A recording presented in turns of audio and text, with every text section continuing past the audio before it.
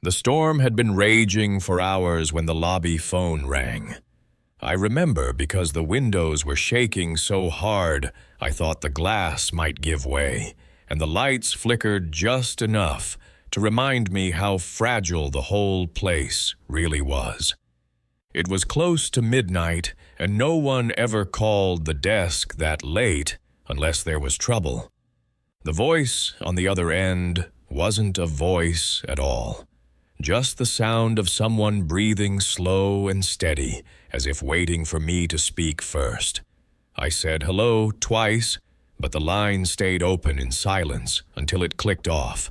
That was the same night the man checked in the one who never spoke a word, not to me, not to anyone.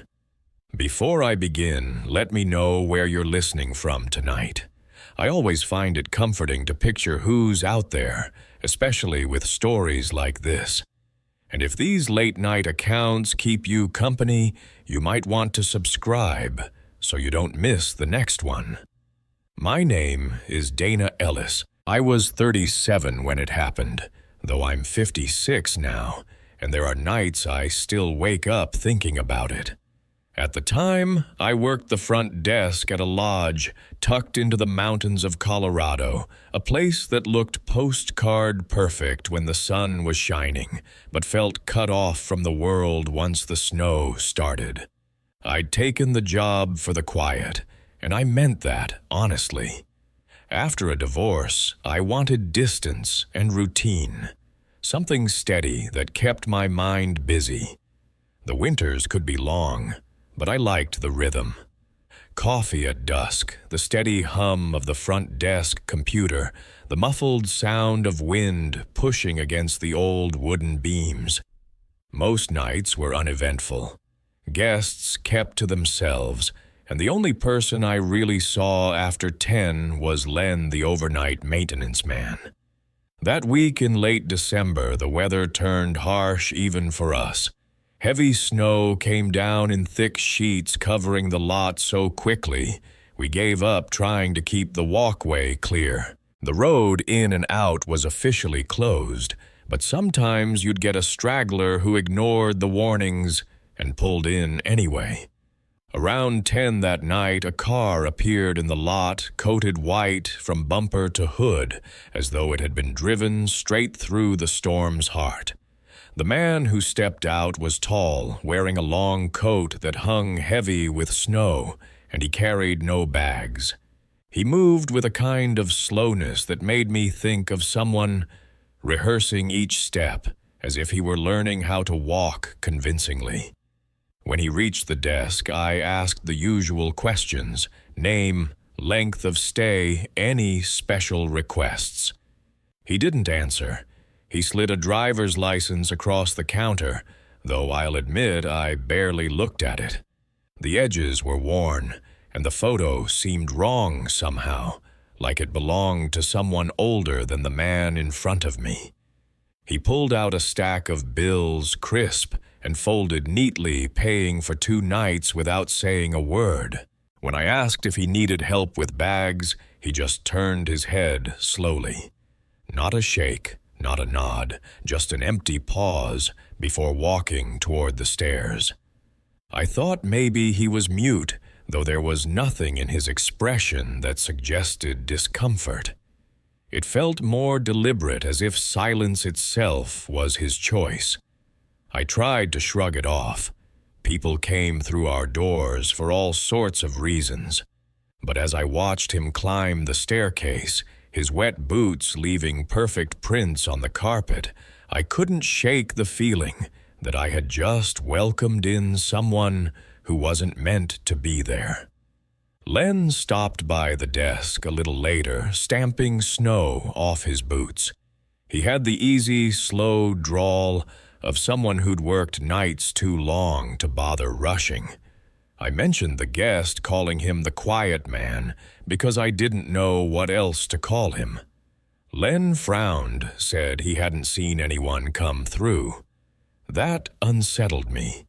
From where he'd been in the boiler room, he should have heard the door open, but he just shook his head, muttering that storms did strange things to sound. Sometime after midnight, I made the rounds.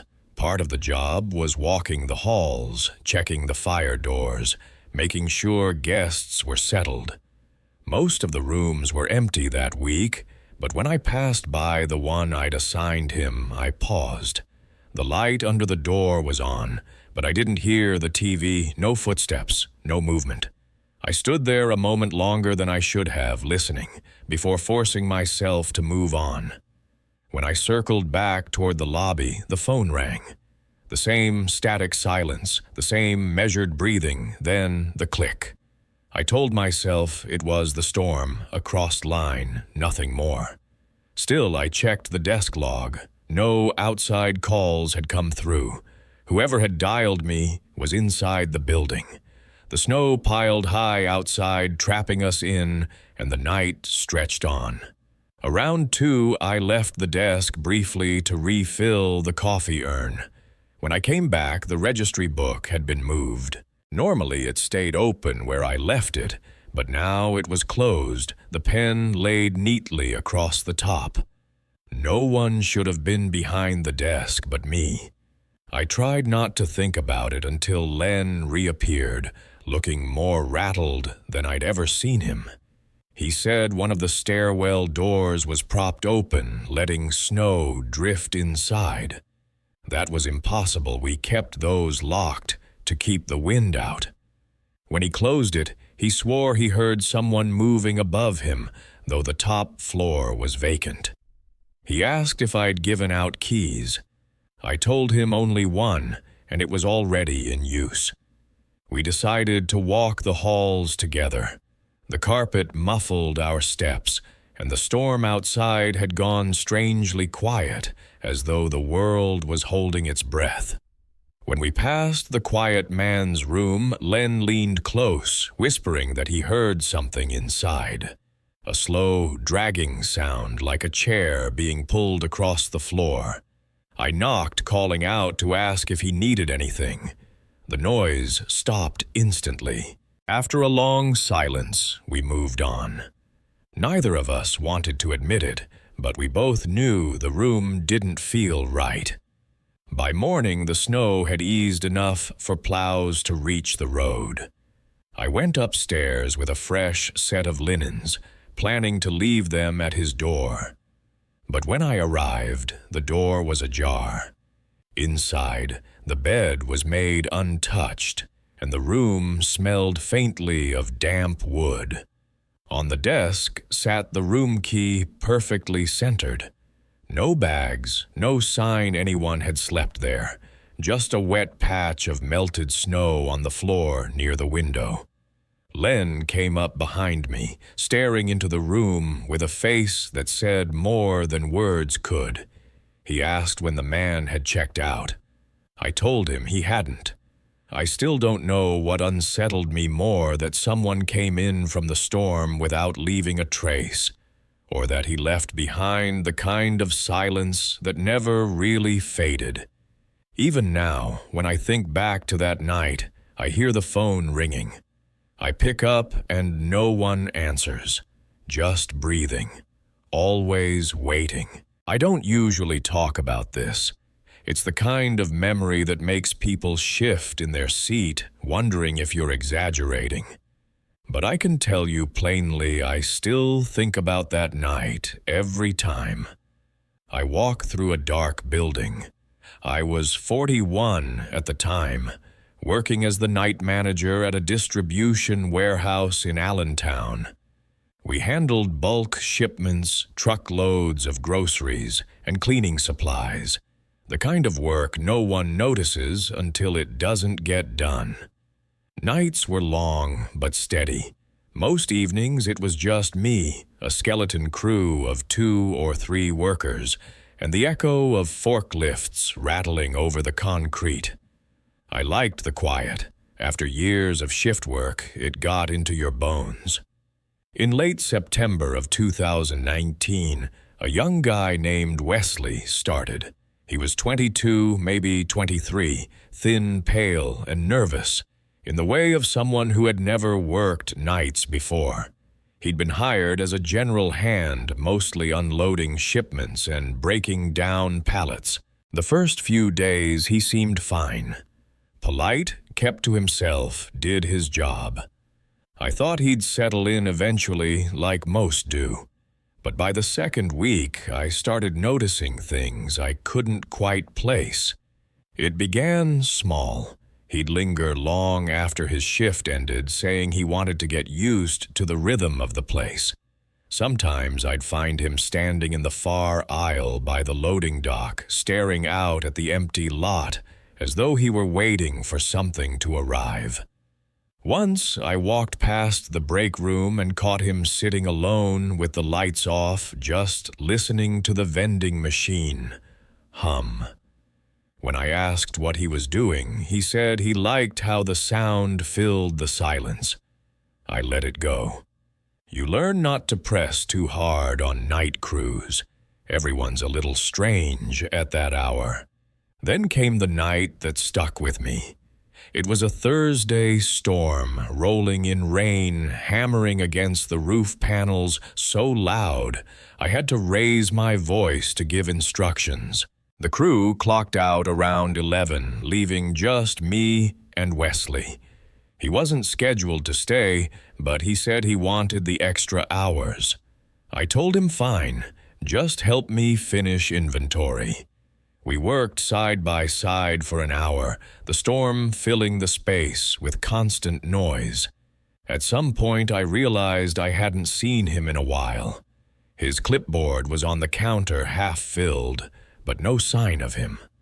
I made a lap around the warehouse, flashlight in hand. The aisles stretched out long and narrow, the overhead lights buzzing faintly. I passed the loading dock, the offices, even the maintenance closet. Finally, I saw him near the west stairwell, standing completely still, looking up at the security camera. The red light blinked above him, and he didn't move, didn't flinch. Just stood there like he wanted it to see him. When I called out his name, he turned slowly, almost like it took effort. His expression didn't match the kid I'd worked with for the past 2 weeks. His eyes were unfocused, but his mouth was fixed in the faintest smile, the kind that doesn't reach the rest of your face. He said he was just stretching his legs and walked past me toward the offices.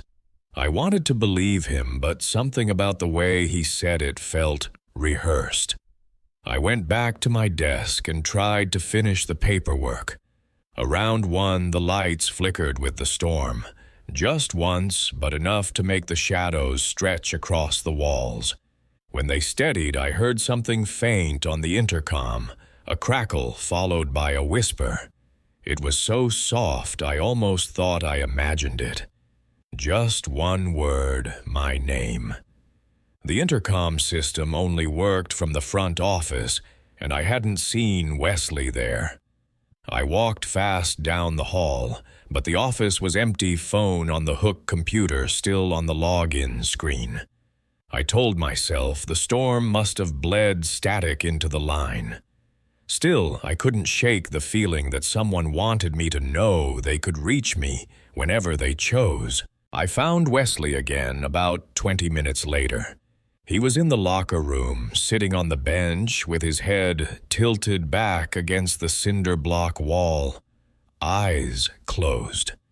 In front of him lay 3 ID badges, all from former employees who'd left months earlier. They weren't supposed to be there, HR collected them. When I asked what he was doing with them, he said, without opening his eyes, they didn't finish their shifts. I took the badges, told him to go home, and said I'd sign him out for the night. He just smiled again, quiet, then left without a word. The storm cleared toward morning, and I drove home unsettled, but too tired to think straight. The next evening when I arrived at work, Wesley wasn't on the schedule. The foreman told me he hadn't shown up and hadn't called either. 2 nights later, the police came by asking questions. A trucker passing through the industrial park had reported seeing someone walking barefoot in the lot around 3 in the morning. They found a shirt soaked through with rain near the fence, and inside the pocket was Wesley's ID. No sign of him since. I told Officer Brewster what I'd seen, the way he stood under the camera, the whisper on the intercom, the badges in the locker room. He nodded, scribbled notes, but I could tell from his face that none of it added up in a way he could use. People walk off the job all the time, he said. Maybe the kid just decided he was done. But if that was true, I couldn't explain why the intercom carried my name that night, or how those badges ended up laid out in front of him like a ritual. I still work nights, though, never in that building. It shut down 2 years later. Sold off to another company. Sometimes, though, when I'm alone in a warehouse and the storm makes the lights flicker, I feel the urge to glance up at the camera. I half expect to see someone standing there, still as stone, smiling faintly, waiting for the shift to end. I grew up near airports. My father worked baggage handling for years, and when I was little, the sound of engines meant safety, not fear.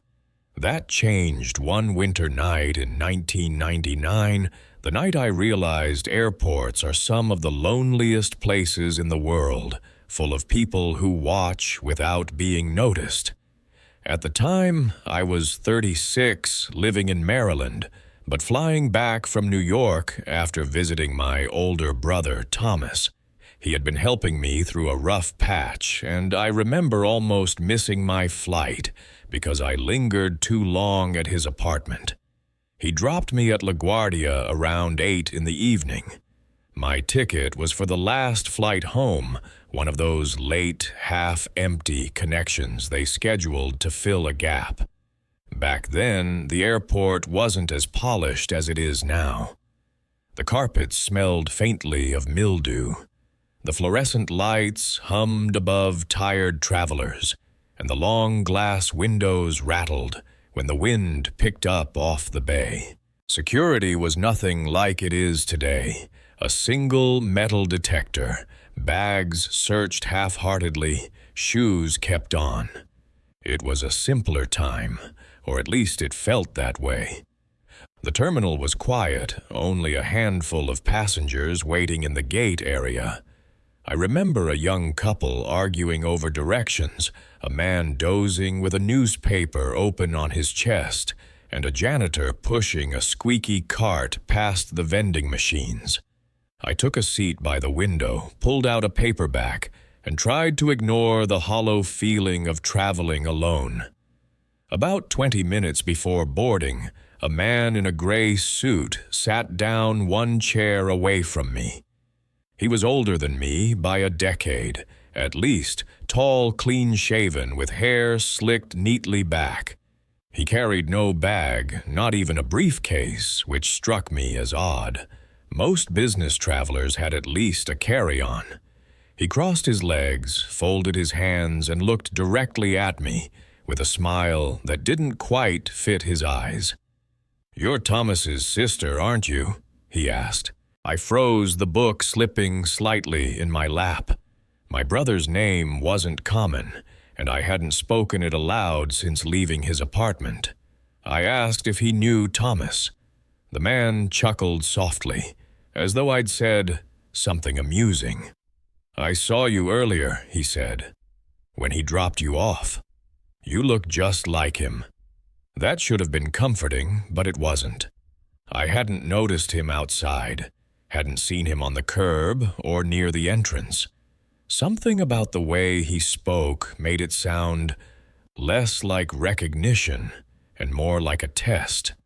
I told him yes.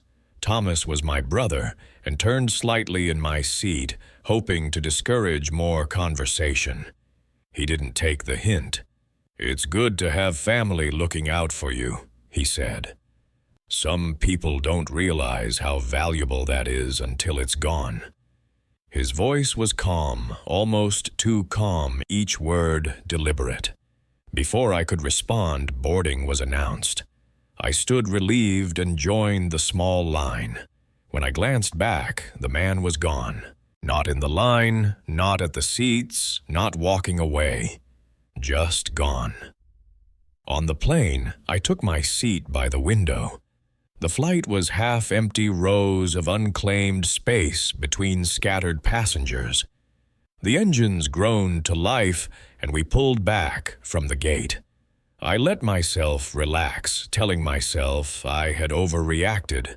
But as we taxied down the runway, I turned to glance across the aisle.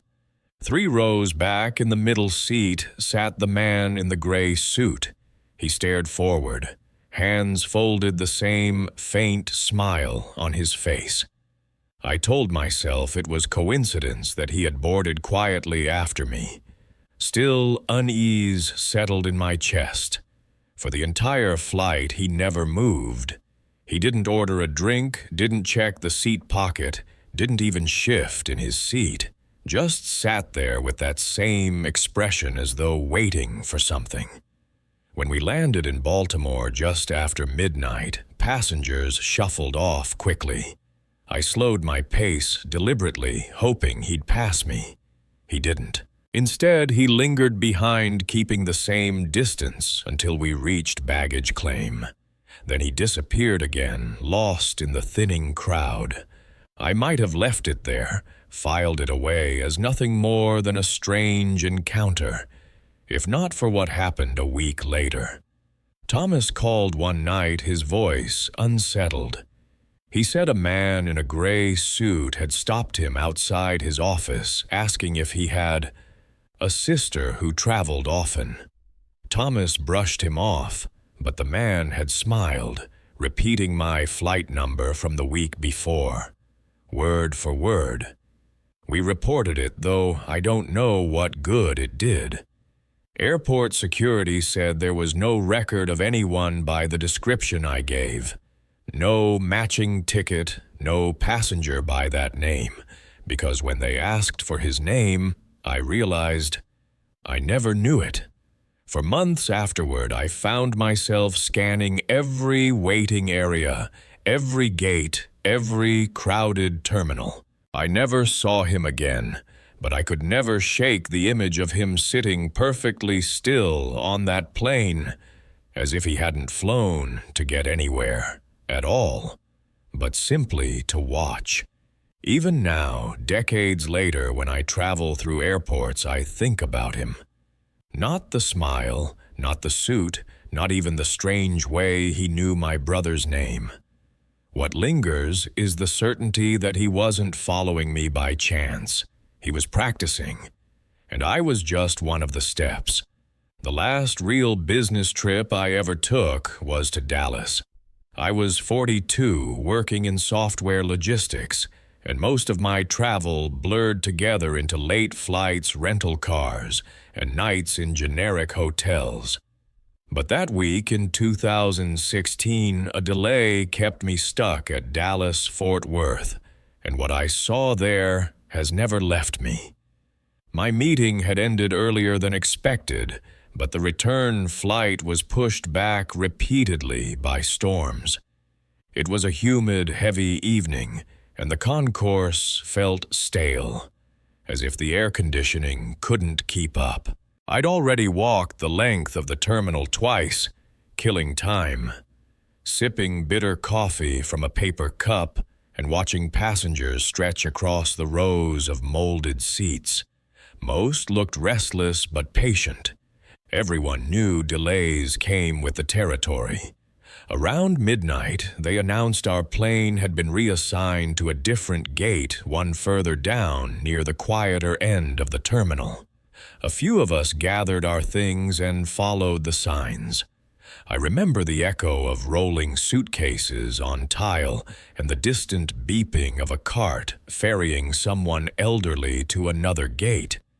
When I reached the new boarding area, I noticed the window overlooked one of the maintenance lots. Floodlights buzzed against the mist, illuminating a row of grounded aircraft parked off to the side. Most looked stripped-down engines covered, waiting for inspection or repairs. But one sat closer than the rest, a narrow-bodied jet with streaks of grime down its fuselage windows, dark, and the faint impression of something burned near the nose. It looked like it had been there a long time left where no passengers were meant to see it. At first, I didn't think much of it. Airports are full of things that don't make sense unless you work behind the scenes. But as I stared through the glass, I realized one of the cabin windows wasn't dark. A faint glow pulsed inside, dim and steady, as if a reading light had been left on. In that glow, I thought I saw the shape of someone seated by the window. It was hard to make out at first, the rain streaking the glass, the glare of the floodlights, but the longer I looked, the more certain I became. A figure sat perfectly still, head turned toward the terminal as though watching me. His face was pale, not pressed to the glass, but close enough that the outline was unmistakable. He never shifted, not even when the mist swirled across the wing or when the floodlights flickered with a surge of power. I told myself it was my imagination, a trick of light and exhaustion. Still, I couldn't stop looking. Other passengers shuffled around me, checking their phones, settling into seats, and no one else seemed to notice. I almost tapped the shoulder of a woman nearby just to ask if she saw what I did, but something in me hesitated. I didn't want to share it, not yet. Boarding was delayed, again another mechanical issue. An announcement advised us to stay in the seating area. I tried reading, tried scrolling my phone, but my eyes drifted back to that darkened jet every few minutes. The figure never moved. The glow stayed constant. An hour passed before I finally walked closer to the window, pressing my palm lightly against the glass. That was when I realized how wrong it felt. Every other grounded plane showed nothing but darkness through the windows, but this one, the one with the faint figure, looked alive in a way that didn't belong in a maintenance lot. I asked one of the gate agents if another flight was scheduled from that aircraft, pointing toward the window. She looked confused, glanced out briefly, then shook her head. "That one's been out of service for years," she said. "It's waiting to be scrapped." She didn't linger on it, just went back to her computer. I wanted to let it go, but when I turned back, the figure had changed. Not moved exactly, but his head was angled differently, tilted just enough to suggest he was now watching me directly. My stomach tightened. There was no way someone was sitting in that abandoned jet, not if it was really decommissioned, but the certainty grew stronger that he was aware of me. Eventually, around 2 in the morning, they canceled my flight altogether. Passengers groaned, gathered their bags, and headed off for shuttles to nearby hotels. I stayed behind a moment longer, reluctant to leave. The concourse emptied until it was just me, the hum of the lights, and the rain still spattering against the glass. I looked one last time toward the plane. The glow had gone out. The cabin was dark, every window blank. For the first time in hours, there was no figure waiting in the seat. Relief washed over me, followed quickly by an unease I couldn't shake. If no one had been there to begin with, why did the glow vanish only after I noticed it? I left, finally got a few hours of uneasy sleep in a hotel, and flew out the next morning without incident. But weeks later, curiosity drove me to search news archives. That particular aircraft had been pulled from service after an emergency landing years earlier. An onboard fire had been contained, but one passenger in row 14 hadn't made it off before the cabin filled with smoke. I never shared that detail with anyone at work, Never even told Thomas when he asked why I'd seemed distracted on calls. To this day, when I walk through an airport and glance out at the maintenance lots, I avoid looking too closely, because part of me still wonders if I really saw someone who wasn't supposed to be there, or if for a few hours that night he saw me. The last job I held before my back finally gave out was working nights at a gas station along Highway 285. I was 38 then, just old enough to know those long shifts weren't worth the pay, but steady work is hard to find in the San Luis Valley. I told myself I'd stick with it a few years, maybe save enough to move somewhere warmer. Instead, what I remember most are the hours between midnight and dawn, when the town was silent, the mountains loomed black in the distance, and every stranger who pulled off the highway felt like someone who wasn't supposed to be there. It was late October, just edging into winter. Nights dipped below freezing. The lot lit only by 2 humming sodium lamps that cast everything in that strange orange glow. The station had 2 pumps, a narrow counter, and a cooler that rattled every so often like it was struggling to breathe. I worked alone 6 nights a week, the kind of job where you keep a paperback behind the counter and count the minutes until dawn. The first time he came in was a Tuesday. The digital clock behind the counter read 3:17 a.m. when the doorbell chimed. I looked up to see a man in a blue hoodie, jeans wet from the ankles down, walking straight to the register without glancing at the candy racks or the drink cooler. He didn't say hello, didn't look at me. He just set a 20 on the counter and said in a flat voice, 12 on pump 1. I gave him his change, and he left without another word.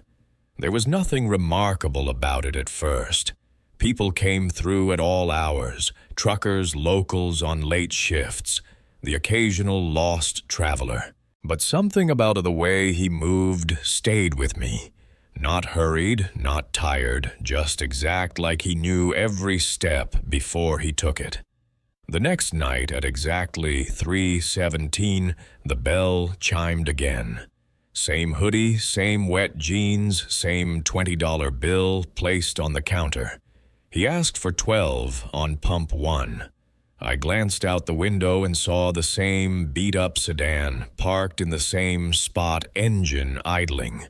He pumped, replaced the nozzle, and drove off into the dark. By the third night, the pattern set in. I told myself it was just coincidence. People are creatures of habit, especially on back roads.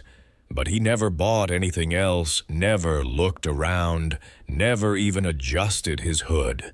Just $12 at 3:17 on the dot. I started dreading it. The bell would ring, and I'd feel my chest tighten, knowing exactly what I'd see. By the 5th night, I tested myself. I stood outside the counter pretending to restock the chips. When he came in, I looked directly at his face. His hood shadowed most of it, but his mouth twitched in something close to a smile when he caught me staring. He didn't say anything different. Just the same words, the same bill, the same pump. After he left, I wrote the license plate down on a receipt slip. I meant to check it later, maybe even call it in, but the digits blurred together in my mind before my shift ended. When I pulled the slip from my pocket that afternoon, the ink had smudged too badly to read. By the 8th night, I decided to mention it over the radio we kept behind the counter, a direct line to dispatch for emergencies. I phrased it lightly, asking if there'd been any unusual activity on the highway, someone maybe looping through. The dispatcher paused longer than usual before answering, then said they hadn't logged anything. She asked me to describe the car, and when I did, her tone shifted. She said she'd check, but no vehicle matching that description had passed any of the highway checkpoints that week. That rattled me. Highway 285 isn't long, and every major road has cameras now. If the sedan wasn't on record, where was it coming from? On the 10th night, I decided to step outside when he arrived. At 3:16, I unlocked the side door and stood by the trash bins, pretending to smoke. The lot was empty, but when the clock ticked to 3:17, his headlights appeared at the far edge, already turning into the station, like he'd been waiting just out of sight. He parked in the same spot, walked in, and set down the 20. Up close, in the cold air, I noticed something new. His shoes weren't just wet. They were caked with a thin layer of mud that smelled metallic, almost like rusted iron. I rang him up, and when he left, I called dispatch again this time, insisting. A state trooper came by 20 minutes later. Officer Diaz, a man I'd seen around town. He checked the lot, ran the cameras, even waited with me until dawn. Nothing. He said the footage showed me standing at the counter, the register drawer, opening the pump meter, turning over $12. But no car, no man in a hoodie, just me alone performing the motions. I asked him if the money was still in the till. He counted it carefully. It was 20 exchanged for 8 and some change. He patted my shoulder, told me it was probably fatigue, maybe a trick of routine and stress. But his eyes betrayed something else, the kind of unease a cop doesn't put in a report. I quit 2 weeks later. Couldn't stand waiting for that bell. I still drive past the station sometimes, and the new clerk keeps the lot brighter, added more cameras. But every time I check the dashboard clock and it reads 3:17. I grip the wheel a little tighter, half expecting to see a pair of headlights sliding into my rear-view mirror, the driver already knowing exactly how much gas he'll buy. Back when I was 33, I worked as a traveling logistics coordinator. Most of the year was spent hopping between distribution sites and truck yards across the western states, checking in on systems, fixing problems before they grew into delays. That kind of work meant staying in a lot of motels, not the chain ones you see by the interstate, but the independent places, clinging to old highways, the kind with faded neon signs and curtains that never fully closed. I didn't mind them much at the time. They were cheap, anonymous, and I thought of them as a kind of neutral zone between jobs. One night in late summer of 2015, I stopped in Sonora, a small town tucked in the Sierra Nevada foothills. I'd been driving too long, and a storm had rolled over the mountains, bringing with it that heavy rain that makes the road blur like a river. The only place lit up along the stretch I was on was a low-slung motel called the Golden Pine, its sign buzzing faintly in the downpour. The clerk inside, a thin man named Tony with a tired voice, gave me a room key without fuss. He told me they only had a few guests that night, mostly road workers. My room was on the second floor near the end. The hallway smelled of damp carpet and cleaner, and the rain pounded so loudly against the siding that it felt like being inside a drum. I dropped my bag, changed clothes, and lay on the bed listening to the storm. Sometime after midnight, through the steady hammer of rain, I heard something else. A sharp, rhythmic thumping, like someone banging against a wall with the flat of their hand. At first, I thought it was plumbing. Old motels make all kinds of noises when the pipes are stressed by cold water. But the sound was too steady, too deliberate. 3 knocks, a pause, then 3 more. I got up, walked to the door, and pressed my ear against it. The sound was coming from room 209, directly beside mine. I considered calling the front desk, but I figured it wasn't my business. People fight, people drink, people forget how thin the walls are. Still, the noise went on long enough that I had trouble falling asleep. When it finally stopped, I checked the clock, 3:42 a.m. The next morning, on my way to grab coffee from the lobby, I asked Tony at the desk if the woman in 209 was all right. He looked puzzled. He told me 209 hadn't been rented out in weeks, said they'd had water damage in there and it was still being repaired. I laughed a little, thinking maybe he mixed up the numbers, but he was sure. "No one in 209, he said. Hasn't been." That put me on edge, though. I tried to shrug it off. I checked out and drove to my next site, convincing myself I'd misheard that the storm had warped sound through the walls. But later that week, work ran late, and I ended up back in Sonora. The storm had passed, but the Golden Pine was the only place around with vacancies. This time, Tony gave me a first-floor room. I told myself it was coincidence that at 3:42 a.m., I woke to the sound of knocking again. This time, it wasn't next door. It was above me. I lay in bed, staring at the ceiling, counting the intervals. 3 knocks, a pause, 3 more. In the morning, I went back to the desk, trying to be casual.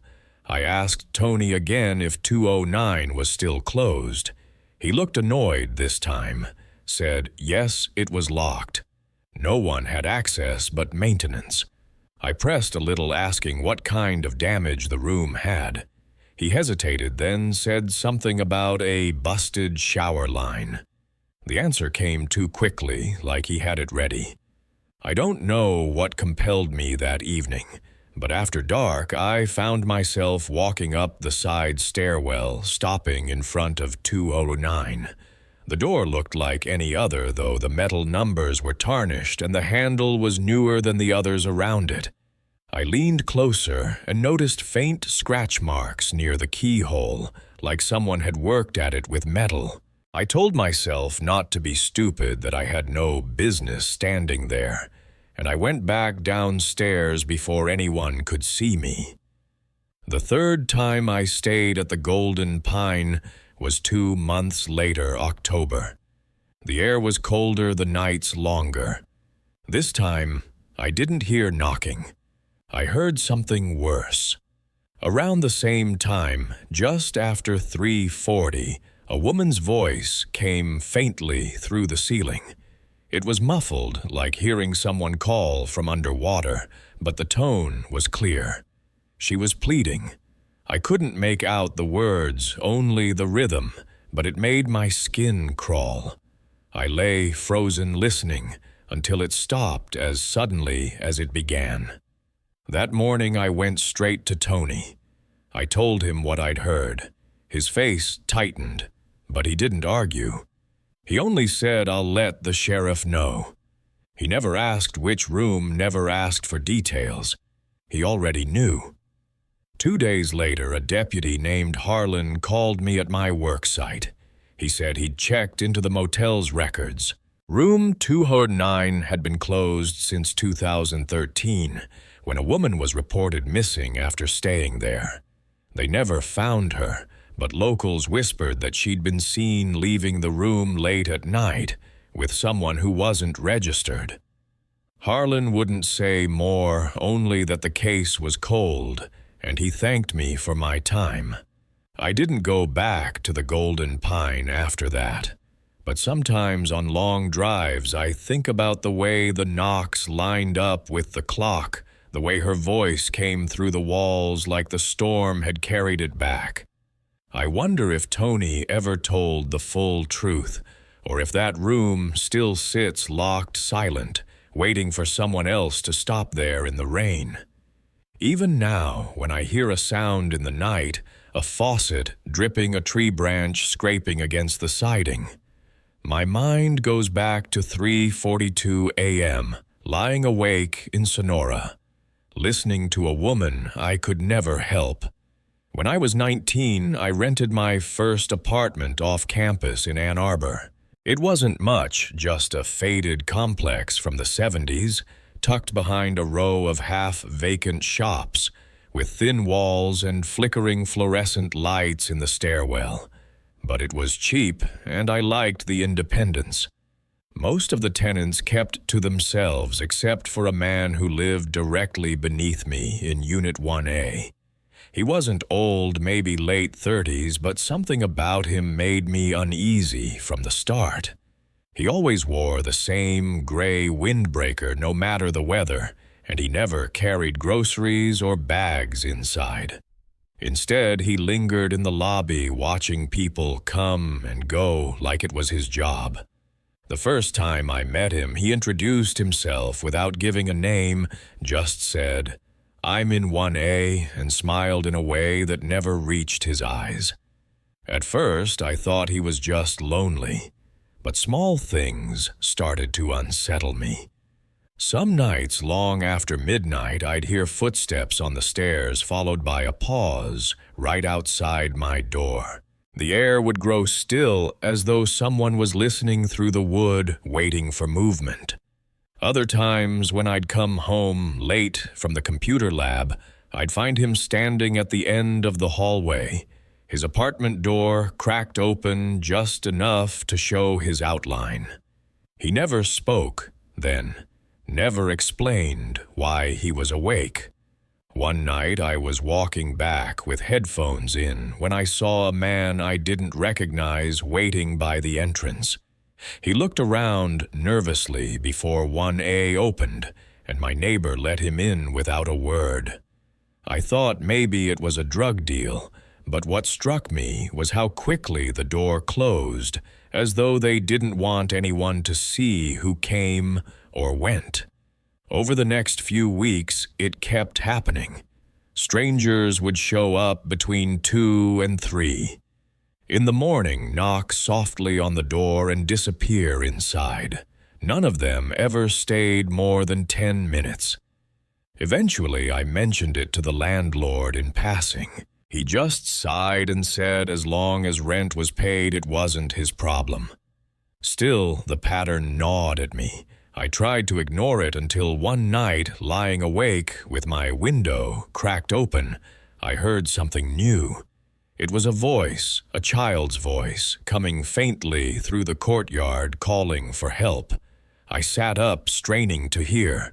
The sound seemed to drift directly from 1A's half-open window. Then just as suddenly it stopped, replaced by the unmistakable scrape of furniture being dragged across a floor. I told myself I was imagining it, that my brain had twisted some late-night noise into something worse. But the next morning, when I passed by 1A, I noticed a napkin wedged into the door frame. It was plain white, smeared with what looked like graphite or ink, and across the surface was a single word, written in shaky capital letters: "Stay." I didn't sleep much after that. Every creak of the building made me tense. A week later, coming home late, I saw the detective for the first time.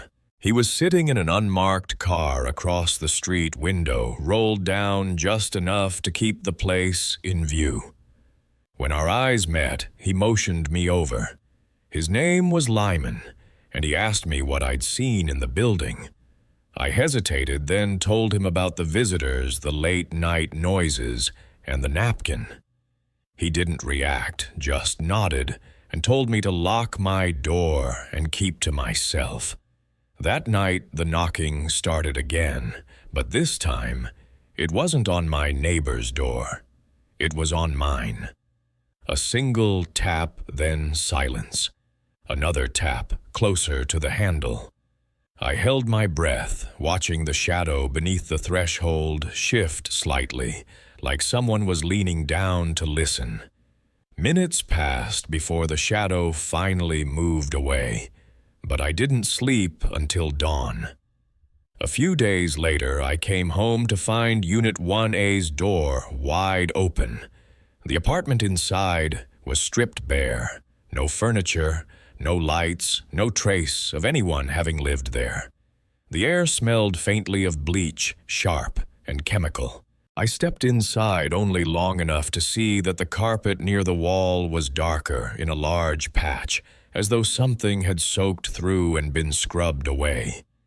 When I asked the landlord what happened, he looked surprised and said no one had moved out. There was no record of a lease ending. 2 weeks after that, the detective called to tell me 1A was under investigation, but he couldn't give details.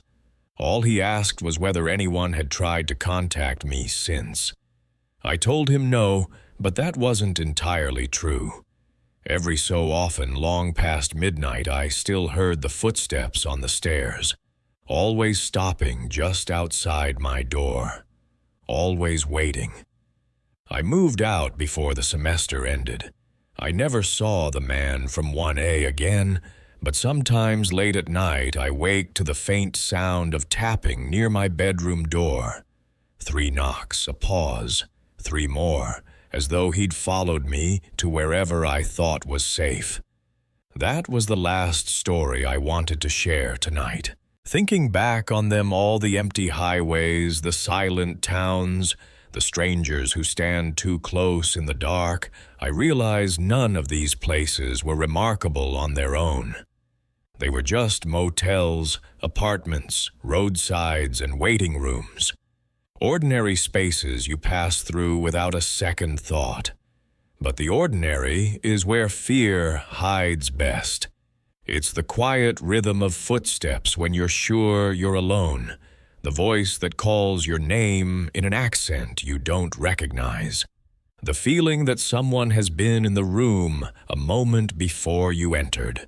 None of these stories end cleanly, because that's the truth about most of the fear we live with. It lingers, it reshapes itself into silence, and it waits. So as you lay down tonight, I don't want to leave you afraid. I only want you to remember that even in the stillest moments when the world feels safe, there are always layers of quiet you don't notice until something moves within them. Thank you for staying with me through these stories. If you'd like to hear more nights like this, consider subscribing or sharing this with someone who listens the way you do. Before you drift off, I'd like to ask, have you ever lived in a place where the walls seem to hold more than silence? Good night.